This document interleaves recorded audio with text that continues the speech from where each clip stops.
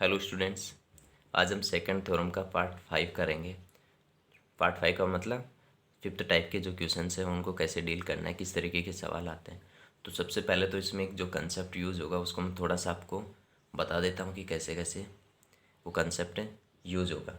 तो उसमें क्या है एक्चुअल में कि जो कंसेप्ट है वो इस तरीके से है कि यदि आपके पास ये सर्कल है एक, ठीक, और उस सर्किल में यदि ये डायमीटर है, तो यदि हम डायमीटर के दोनों एंड पॉइंट को सर्कमफेरेंस में मैच करते हैं तो ये जो एंगल है वो कितना डिग्री मिलता है आपको, 90 डिग्री। तो ये कंसेप्ट यहाँ पे यूज होगा। तो उसको देखो कैसे डील करना है आपको। तो सबसे पहले तो यहाँ पे आपको वो क्यों यूज कर रहे हैं, क्योंकि यदि आपके पास ये लेंथ और ये लेंथ आ जाए तो आप पाइथागोरस थ्योरम से ये लेंथ फाइंड कर सकते हैं, और ये लेंथ आ गई तो ये तो डायमीटर आ गया, और डायमीटर आ गया तो इसका मतलब ये क्या हो गई, आपकी रेडियस हो गई। तो इसी के लिए हम इस सवाल में ये वाला कंसेप्ट यूज कर रहे हैं। तो आप खुद देखो कि यदि मेरे पास, सबसे पहले मैं ये ए ई फाइंड कर रहा हूँ, क्योंकि ए ई फाइंड करूँगा तो मेरे पास क्या आ जाएगा, ए सी आ जाएगा। यदि ए सी आ गया और मैं यदि सी बी को मिलाऊंगा तो यहाँ जो एंगल बनेगा वो कितना डिग्री मिलेगा, 90 डिग्री। तो मैं यहाँ पे देखो सी बी को मिला के भी बता रहा हूँ, यहाँ पे ये लो। तो ये जो एंगल वो कितना डिग्री बनेगा, 90 डिग्री। तो आपके पास यदि ए सी मिल जाए और क्या मिल जाए, सी बी मिल जाए, तो क्या आ जाएगा, ए बी आ जाएगा। तो सबसे पहले तो आप खुद देखो, दिमाग लगाओ कि यहाँ जो ट्राइंगल है ई सी और बी, वो कैसा ट्राइंगल बन गया, राइट एंगल ट्राइंगल बन गया। देखो ई सी बी, और जिसमें ये लेंथ 10 है और ये 6 है, इसका मतलब ये जो लेंथ है वो कितनी हो जाएगी, 8 हो जाएगी। आप खुद पाइथागोरस थ्योरम लगा के देखना, क्योंकि मैं यहाँ पे ट्रिपलेट याद है तो मैं डायरेक्ट यहाँ पे कर रहा हूँ। ये 6 है, ये 10 है, तो ये कितनी हो गई, 8 हो गई। अब देखो आपके पास सी बी भी मिल गया, और यदि ए सी मिल जाए, ए सी के लिए क्या चाहिए आपको, ए ही चाहिए। यदि ये मिल गया तो इस पूरे complete triangle A C B में क्या लगा देंगे, पाइथागोरस थ्योरम। तो क्या आ जाएगा, ए बी, और ए बी का हाफ करते क्या आ जाएगा, रेडियस। तो हमारा जो मेन टारगेट है कि यहाँ पे कंस्ट्रक्शन करना पड़ा हमें, ये आपको प्रैक्टिस से मालूम पड़ेगा कि ऐसा ऐसा क्यों हो रहा है। नहीं तो मैं सबसे पहले फाइंड क्या करता हूँ, ए ई। तो यहाँ पे जो ए सी और जो डी बी कोड है इसमें क्या लगा देता हूँ, सेकंड थ्योरम। तो दोनों का इंटरसेक्शन पॉइंट क्या है, ई। तो ई से कहाँ जाऊँगा, जब मैं ए सी के लिए लिखूँगा तो ई से ए पे, तो ई ए इंटू ई से कहाँ पे जाऊँगा, सी पे, इक्वल्स टू फिर ई से बी पे इंटू ई से डी पे। ये हो गया। ई ए की वैल्यू नहीं पता तो इसको क्या मान लेता है, एक्स क्यू, यही फाइंड करना है, इंटू ई सी की value 6, E B 10 into 27/5 into 2। तो 6x इक्वल्स टू, ये हो गया 2 इंटू 27। इसको ऐसे कैसे रख रहा हूँ, क्योंकि इसको काम आएगा। 2 इंटू 27/6, तो ये 3 आ गया और ये 9 आ गया। इसका मतलब जो आपके पास ए ही है वो कितना आ गया, 9 सेंटीमीटर। तो आपको क्या करना है, जो ट्राइंगल है कौन सा, ए सी और बी, इसमें क्या लगाना है, पाइथागोरस थ्योरम। तो इसके लिए क्या हो जाएगा, ये बेस की तरह काम करेगा और ये किसकी तरह काम करेगा, परपेंडिकुलर की तरह, और ये हाइपोटेनस की तरह। तो यहाँ पे क्या लगाऊंगा, तो A B square equals to A C square. तो ए सी स्क्वायर क्या होगा, 6 तो ये था और 9 ये आया, तो टोटल कितना हो गया, 9 और 6 से 15 स्क्वायर, प्लस ये कितना है, 8 स्क्वायर।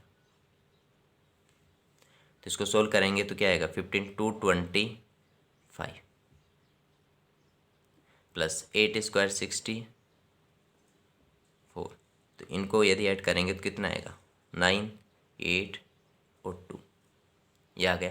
अब यदि ये तो किसकी वैल्यू आई है, ए बी स्क्वायर की, तो ए बी की जो वैल्यू आएगी वो कितनी आएगी, इसका स्क्वायर रूट, 289 का स्क्वायर रूट कितना होता है, 17। इसका मतलब जो ए बी है इसकी जो ये लेंथ है ये कितनी आ गई आपके पास, 17। और आपसे पूछा क्या है, रेडियस, तो रेडियस क्या हो जाएगी इसकी, हाफ। यहाँ पे नहीं लगा के यहाँ पे लिख देता हूँ 17/हाफ। तो इसका मतलब इसका आंसर कौन से आ गया, वही। तो यहाँ पे एक ही कंस्ट्रक्शन करना पड़ा ये, उसके बाद दिमाग लगाना पड़ा कि ये कहाँ से आएगा। तो ये राइट एंगल ट्राइंगल बन गया, उससे आ गया। उसके बाद ये कहाँ से आएगा, इस राइट एंगल ट्राइंगल से आ जाएगा। सेकेंड टाइप करता है इसके अंदर ही। देखो सेकंड क्वेश्चन क्या है, उसमें भी देखो आपको एक दिमाग लगाओ यहाँ पे कि यहाँ पे 90 डिग्री एंगल दिख रहा है, आपसे वैल्यू किसकी पूछे हैं, डी ई की वैल्यू पूछे। ठीक, अब यदि डी ई की वैल्यू आपसे पूछा है तो आपको करना क्या है कि ये लेंथ भी आपको दे रखी है, इस डायग्राम में लिखा नहीं मैंने, बी ई, देखो यहाँ पे दे रखा है बी इक्वल्स टू 5। तो आप खुद बताओ, ये लेंथ आपको पता है, ये लेंथ पता है, ये आपसे पूछ रहा है, ये लेंथ आपको नहीं पता। क्योंकि यदि सेकंड थ्योरम लगाना है तो मेरे को चारों पार्ट की लेंथ आपको, जो 4 पार्ट है उन चारों पार्ट की लेंथ आपको पता होनी चाहिए। तो क्या करना पड़ेगा, ये इसी कहीं ना कहीं से आएगा पहले। तो खुद देखो कि यहाँ क्या बन रहा है, 90 डिग्री एंगल। इसका मतलब जो ई ए सी है वो कितने डिग्री, कौन सा ट्रायंगल हो गया, राइट एंगल। तो ये 8 है, ये 6 है, तो हाइपोटेनस कितना हो जाएगा, 10। बहुत आसान काम हो गया। ये लो 3 पार्ट तो आ गए, चौथा पार्ट आ जाएगा। तो यहाँ पे मैं सेकंड थ्योरम लगाऊंगा तो क्या कर, इंटरसेक्शन पॉइंट क्या है, ई से कहाँ जाऊँगा, डी पे। तो ई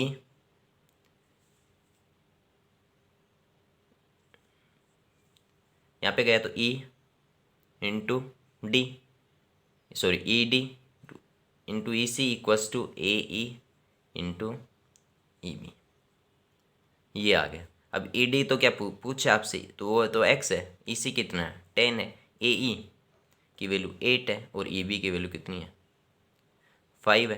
तो यहाँ से देखो x इक्वल्स टू 8 इंटू 5/10, तो 5 ये गया और ये चला जाएगा तो 4। तो इसका मतलब x की वैल्यू कितनी आ गई, 4 सेंटीमीटर। तो आंसर कौन सा हो गया, 4 सेंटीमीटर। तो आपको जो हिडन ट्राइंगल्स हैं उनमें दिमाग लगाना पड़ेगा कि यदि सेकंड लगाना है तो ये पार्ट चाहिए, ये पार्ट आएगा कहाँ से, तो आपको स्टेप बाय स्टेप चलना पड़ेगा। तो इसका आंसर कितना हो गया, 4 सेंटीमीटर। इससे में एक सवाल और है, उसको और देखते हैं क्या है। देखो इस सवाल में क्या दे रखा है कि ओ तो सेंटर है, ए बी क्या है, डायमीटर है, और सी ओ परपेंडिकुलर है किस पे, ए बी पे। तो ए और 4 दे रखा है, ये सब वैल्यूज आपको गिवन, और पूछ रहा है क्या, एक्स की वैल्यू। अब एक बात बताओ, यदि ये एक्स की वैल्यू पूछ रहा है तो यहाँ पे ये जो कोड है किससे इंटरसेक्ट हो रही है, सी ओ वाली कोड तो नहीं है एक्चुअल में, लेकिन ये इंटरसेक्ट यहाँ पे हो रही है। इसका मतलब ये एक तो ये कंप्लीट आपके पास होनी चाहिए। ये तो देखो सर्कमफेरेंस से स्टार्ट हो रही है और एंड भी यहाँ पे हो रही है। इसका मतलब यदि मैं इसको एक्सटेंड कर दूँ यहाँ पे, पहला काम यही कर देता हूँ, इसको मान लेता हूँ एफ। ठीक, तो ये मिल गया आपके पास, एक तो कोड मिल गई आपको सी एफ, एक कोड मिल गई आपके पास ए डी, ये दोनों कोड आपको मिल गई। अब करना क्या है कि यदि मैं इसमें सेकंड थ्योरम लगाता हूँ तो देखो, एक तो ये पार्ट चाहिए सी ई वाला पार्ट, एक पार्ट कौन सा चाहिए आपको, ई एफ वाला पार्ट। तो एक बात बताओ, ओ ए 4 है, तो इसका मतलब ओ एफ भी कितनी होगी, 4 होगी। क्यों, क्योंकि ये तो ओ ए रेडियस है, तो ये भी रेडियस। तो इसका मतलब यहाँ से यहाँ तक जो टोटल लेंथ आई वो कितनी आ गई आपके पास, 7। यहाँ तक का काम हो गया। उसके बाद देखो यदि ये 4 है, ये 3 है, तो ये जो ट्राइंगल है आपके पास, इसमें राइट एंगल ट्राइंगल है, तो ये 3 है 4 है, तो ये कितनी आ गई, 5 आ गई। अब यदि मैं इसमें सेकंड थ्योरम लगाऊं तो देखो, मैं यहाँ पे दोनों का इंटरसेक्शन पॉइंट क्या है, सी ओ सॉरी ई। तो ई से कहाँ आऊँगा, ए पे, और ई से कहाँ जाऊँगा, डी पे। तो ये हो गया E A into E D equals to, फिर ई से कहाँ जाऊँगा, सी पे, और ई से एफ पे। तो ई सी इंटू ई एफ, ये हो गया। तो ई ए की वैल्यू तो कितनी है 5, ई डी आपसे पूछा है, ई सी की वैल्यू भी पता होनी चाहिए क्योंकि आपको एक्स ए की वेरिएबल आपसे पूछ रहा है। तो आप खुद बताओ कि ये टोटल ओ सी की वैल्यू कितनी आएगी। ओ सी एक्चुअल में है क्या, रेडियस, और रेडियस कितनी है आपके पास 4, तो ओ सी की वैल्यू भी कितनी आएगी 4, और उसमें से ये पार्ट 3 है, इसका मतलब ये बच गया कितना, केवल 1। तो ये जो ई सीज है इसकी लेंथ कितनी आ गई 1, तो ये तो 1 इंटू ई एफ की वैल्यू कितनी है 7।